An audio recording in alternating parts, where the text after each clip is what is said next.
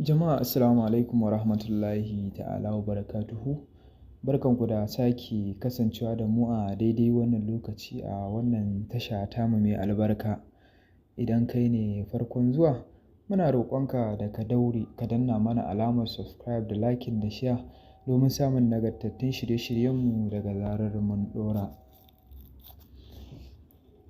Akwai wasu batutuwa da za mu kalla musamman a jamhuriyar Nijar. A jamhuriyar Nijar ɗin da ƙungiyoyin 'yan jarida da ƙungiyoyin al'umma da dama suka bayyana cewa jamhuriyar Nijar tun biyo bayan kifar da gwamnatin Muhammad Bazoum da sojoji suka yi, babu wani alfanu da rundunar sojin ƙasar ta kawo ƙarƙashin jagorancin Abdurrahman Chani.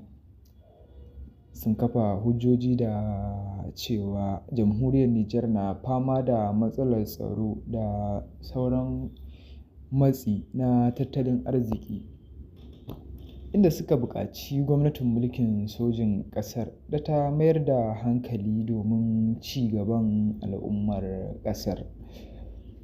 Tuni dai aka fara ganin wannan martani daga ƙungiyoyin fararen hula da 'yan jaridu a matsayin cin fuska ga jamhuriyar Nijar.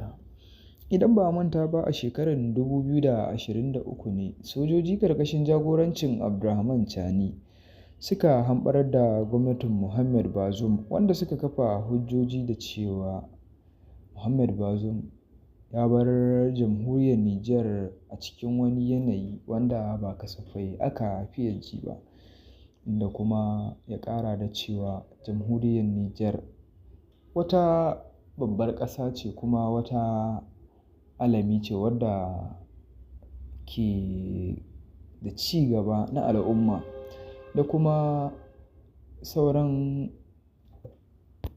ci gaban ƙasa da kuma 'yan ƙasa. Ƙarshen shirin namu kenan.